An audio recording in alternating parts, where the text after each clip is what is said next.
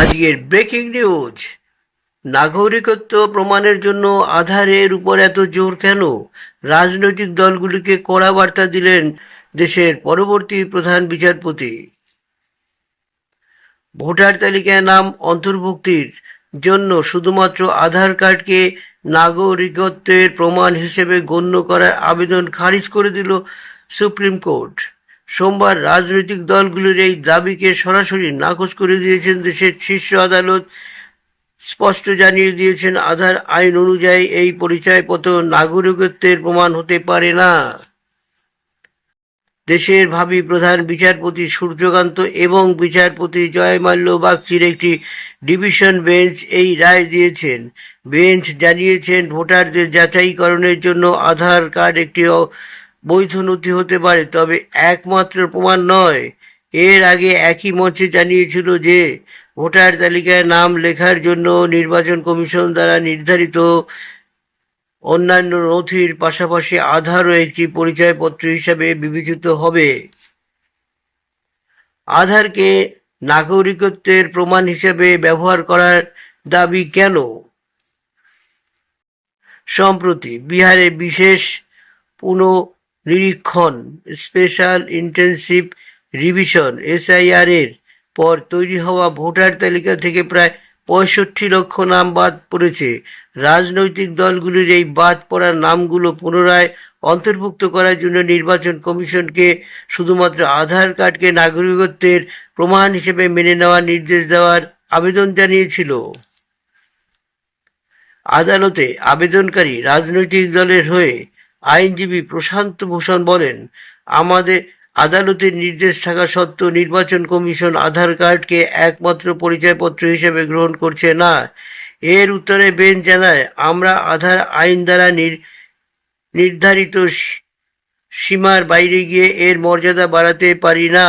আধার card আইন অনুযায়ী শুধুমাত্র পরিচয়পত্র, নাগরিকত্বের প্রমাণপত্র নয়। কেন আধার নাগরিকত্বের প্রমাণ নয়? আধার আইনের ধারা 9 অনুযায়ী আধার নম্বর বা তার প্রমাণপত্র স্বয়ংক্রিয়ভাবে কোনো আধার নম্বরকারীকে নাগরিকত্ব বা বসবাসের অধিকার প্রদান করে না বা তার প্রমাণ দেয় না। 2018 সালে পুত্তস্বামী মামলায় সুপ্রিম কোর্টের 5 বিচারপতির বেঞ্চ ওই একই কথা বলেছিল। তাই ভোটার হিসেবে নিবন্ধের জন্য আধারকে নাগরিকত্বের প্রমাণ হিসেবে ব্যবহার করা সম্ভব নয়। আধার কার্ডের উপর এত জোর কেন? আদালত যখন রাজনৈতিক দলগুলির আইনজীবীদের কাছে জানতে চায় যে কেন আধার কার্ডের উপর এত জোর দেওয়া হচ্ছে, তখন নির্বাচন কমিশনের হয়ে উপস্থিতি আইনজীবী রাকেশ দ্বিবেদী জানান যে বিহারের কিছু কিছু জেলায় আধার কার্ডের সহজলভ্যতা 140%, অর্থাৎ যেখানে বিপুল সংখ্যক নকল পরিচয়পত্র প্রচলিত আছে, সেই নকল আধার কার্ড ব্যবহার করে অবৈধ অধিবাসী সহজেই নিজেদের পরিচয় প্রতিষ্ঠিত করতে চাইছে। কেন্দ্র ও বারবার এই বিষয়ে জোর দিয়েছে যে কিভাবে অবৈধ বাংলাদেশির অভিবাসী ও রোহিঙ্গারা কিছু রাজ্যের প্রতারণার মাধ্যমে আধার কার্ড পেয়ে যাচ্ছে। রাজনৈতিক দলগুলিকে নিজেদের বুথ স্তরের কর্মীদের সক্রিয় করতে নির্দেশ দিয়েছে। যাদের নাম ভুলবশত ভোটার তালিকা থেকে বাদ পড়েছে তাদের চিহ্নিত করে নির্বাচন কমিশনের কাছে আবেদন জানাতে বলা হয়েছে, যাতে তাদের নাম চূড়ান্ত ভোটার তালিকায় অন্তর্ভুক্ত করা যায়। বন্ধুরা, আপনাদের প্রতিক্রিয়া অবশ্যই জানাবেন। আসলে রাজনৈতিক সুবিধাভোগী ব্যবসায়ীরা তারা এই ভুল পথে বাইরের লোকদের জায়গা করে দিতে চাইছে, যাতে তারা ভোটটা এদেরই দেয় এবং তাতে তাদের সুবিধা হবে, ভোটে জিতে যাবে। এই কারণেই তারা এই অন্যায় কাজটি করছে। আমরা দেশের নাগরিক, এই নাগরিকের তো দায়িত্ব, প্রকৃতপক্ষে যারা নাগরিক তারাই তার ভোটার লিস্টে নাম উঠুক এবং তারাই দেশের অধিকার রক্ষা করবে। বাইরের লোক উড়ে এসে জুড়ে বসবে, এক অন্য দেশ থেকে আসবে, এই দেশে খুঁটে খাবে, আমাদের পেটে থালার ভাত কেড়ে খাচ্ছে। এগুলো তো ঠিক নয়। এগুলো তো প্রত্যেকটি মানুষের, যারা আমরা জনসাধারণ, তাদের বোঝা উচিত এইসব অসভ্যদের ভোট দেওয়া উচিত কিনা।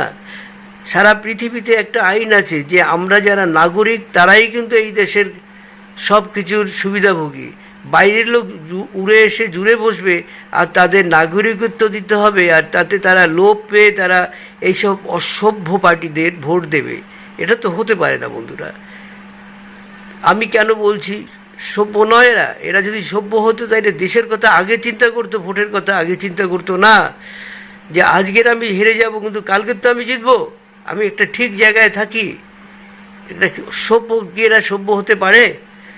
দেশের আসল নাগরিকত্ব প্রমাণপত্র যেটা বারবার নির্বাচন কমিশন বলছে, কোর্ট বলছে, তবুও এরা মানতে চাইছে না। কারণ ওই একই কারণ।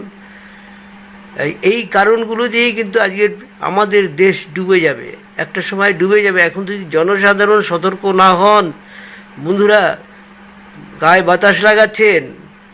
আমরা কিন্তু বাংলা পাকিস্তান থেকে তারা খেয়ে এখানে এসেছি, আমরা জানি ওখানকার কি পরিস্থিতি। আপনারা যদি এখনও গায়ে হাওয়া লাগিয়ে ঘুরে বেড়ান, আর হিন্দুরা তো আমরা ছাগলের 3 নম্বর বাচ্চা, এই সব দলে কিন্তু আমরা রয়েছি।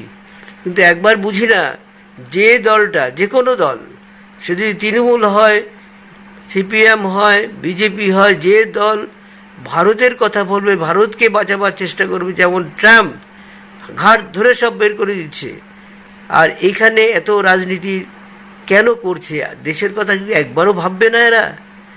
আমি তাই জনসাধারণকে বলবো, আপনারা সতর্ক হন, অসভ্য রাজনৈতিক ব্যবসায়ীদের ভোট দিয়েন না।